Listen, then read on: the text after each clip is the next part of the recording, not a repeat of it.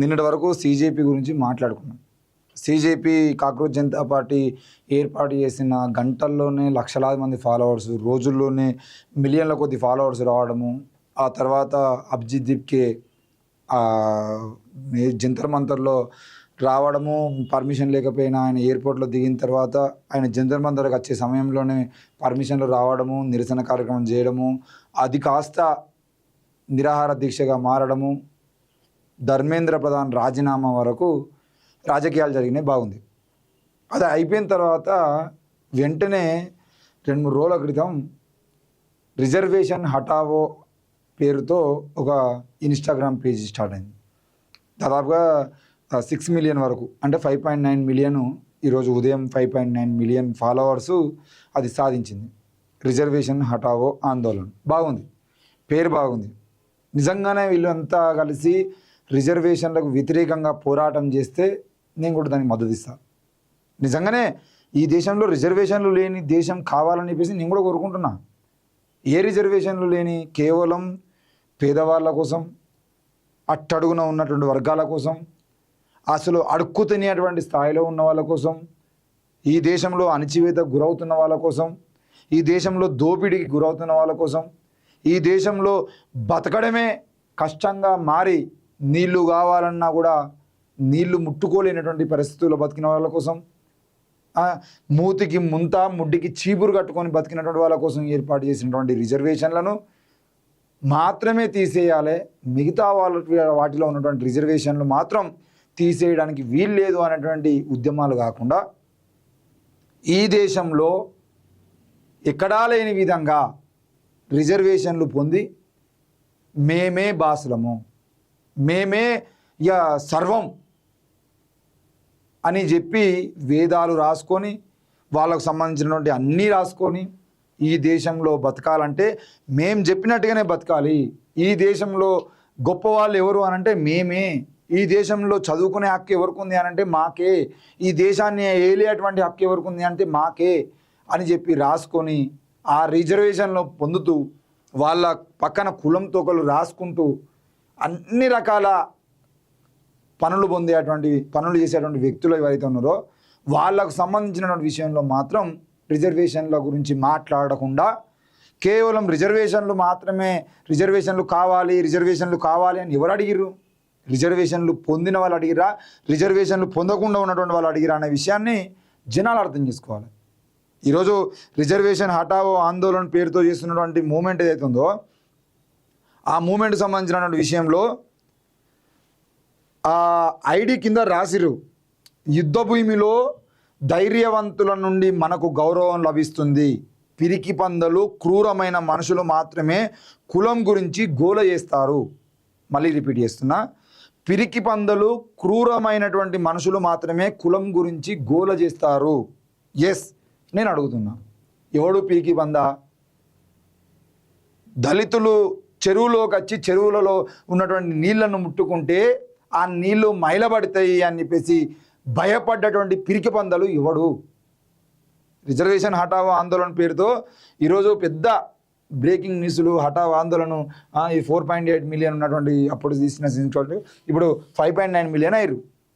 మేమేమంటున్నామంటే, వాడల్లోకి వచ్చేది ఉంటే మీ ముడ్డికి చీపురు కట్టుకోవాలి, మూతికి ముంత కట్టుకోవాలి, మీకు ఉమ్మస్తే అందులోనే ఉమ్మేయాలి, తీసుకుపోయి మీ వాడలో పడేసుకోవాలి.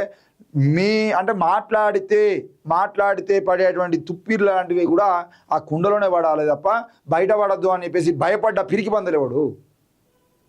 మీరు నడిచినటువంటి ఆ అడుగుల తర్వాత ఆ అడుగుల మీదకి వెళ్ళి మేము నడిస్తే మేము కూడా అంటరాని వాళ్ళు అయిపోతాం అని చెప్పేసి, మాకు కూడా అంటుతాయని చెప్పేసి మీరు నడిచి వెళ్ళినటువంటి బాటలో మీ వెనకాల చీపురు కట్టుకొని దాన్ని ఊడ్చుకుంటూ పోవాలని చెప్పేసి చెప్పినటువంటి పిరికి పందలు ఎవడు ఈ దేశంలో?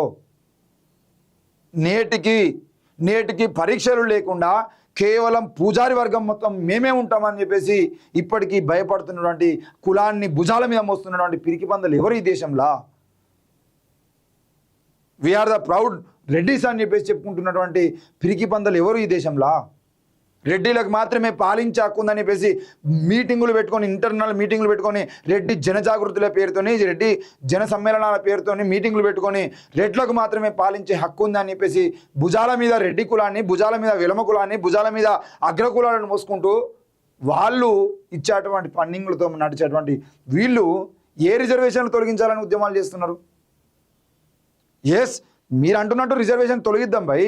ఏ రిజర్వేషన్లు పోవాలి? వేలాది సంవత్సరాలుగా గుడిలో పూజారిగా కేవలం బ్రాహ్మణులు మాత్రమే ఉండాలని చెప్పేటువంటి రిజర్వేషన్ల గురించి మీరు ఎందుకు మాట్లాడరు?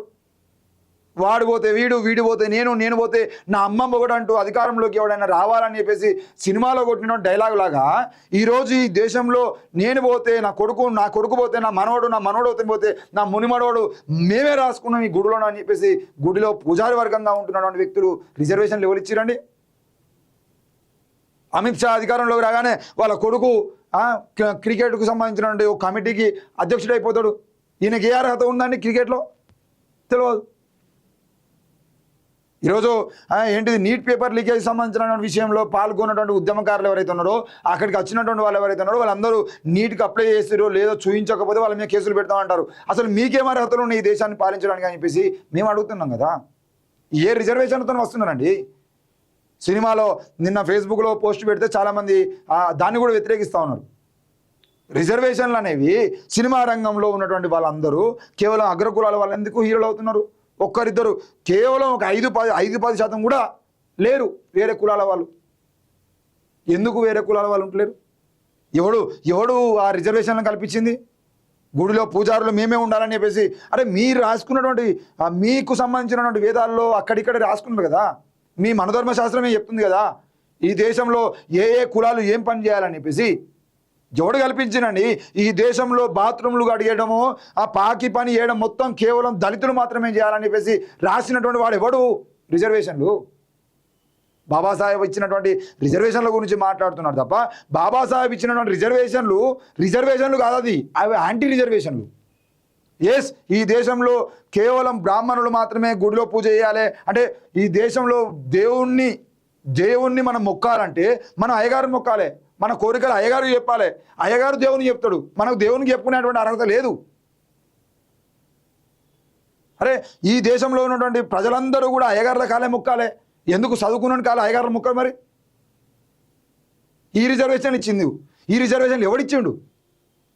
దీని గురించి మాట్లాడి దీని మీద పెద్ద ఉద్యమం చేసి ఇది కాదు దేశంలో సమానత్వం రావాలంటే, ఇది కాదు ఈ దేశం బాగుపడాలంటే, ఈ దేశం బాగుపడాలంటే సమానత్వం రావాలి, ఈ దేశం బాగుపడాలంటే అందరూ బాగుపడాలి, అందరూ చదువుకోవాలి, అందరూ గొప్పగా బతకాలి, అందరూ సమానంగా బతకాలి అని చెప్పేసి సమానత్వం కోసం రిజర్వేషన్లు ఇస్తే ఈరోజు రిజర్వేషన్లు మేము పడి ఏడుస్తూ ఉంటారు. అరే నిశ్చయం ఎట్లా కుల వ్యవస్థను తీసుకొచ్చింది వాడు? ఆ కులాలన్నీ సమానం కావాలని చెప్పేసి రిజర్వేషన్ ఇచ్చేదంటే మీరు ఇలా లొల్లి పెడుతున్నారు. మీకు దమ్మున్నదా? ఎవని వాటా ఎంతో అని చెప్పేసి వాని వాటా కావాలని చెప్పేసి ఎవని వాటా ఎంతుందో వాని వాటా పంచుకుందాం. మా రోజు వీరన్న కాళ్ళు అన్నటువంటి రాజ్యం కోసం ప్రయత్నం చేయండి. మరి మీరు చేత కాదు, దాని మీద మాట్లాడరు. ఏమనంటే రిజర్వేషన్ మేము వాటి ఏడుస్తూ ఉంటారు. అరే సిగ్గుండాలి కదా రిజర్వేషన్ల గురించి మాట్లాడడానికి. రిజర్వేషన్లు ఎందుకు ఇచ్చారు అని చెప్పేసి ఆలోచించాలి కదా.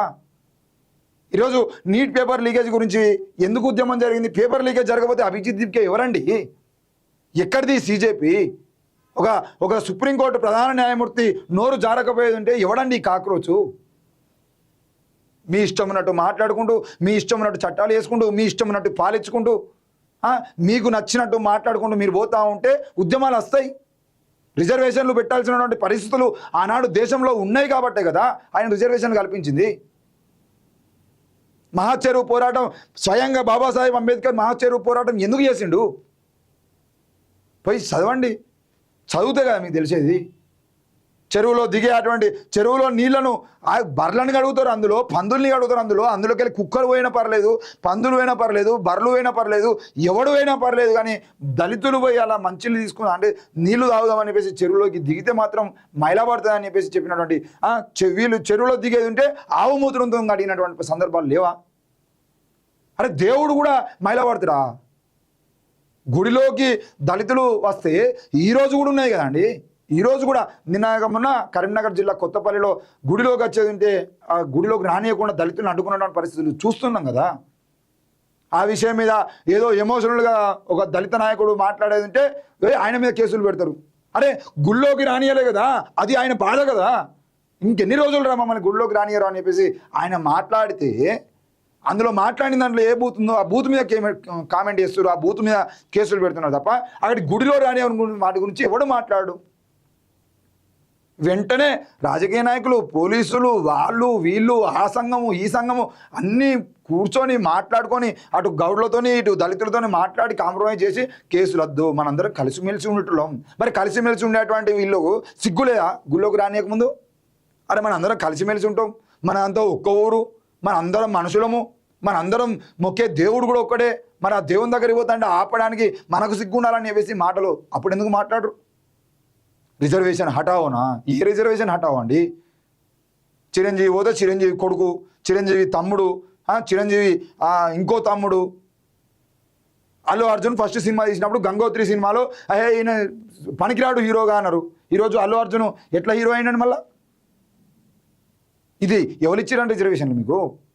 మొత్తం సినిమా ఇండస్ట్రీ మొత్తం కులాలతోనే ఉన్నాయి కదా. కులం లేకుండా ఇండస్ట్రీలోకి పోయినటువంటి వాడు సక్సెస్ అయ్యేది ఉంటే వాడిని ఎంత టార్చర్ పెడతారో తెలియదా మాకు?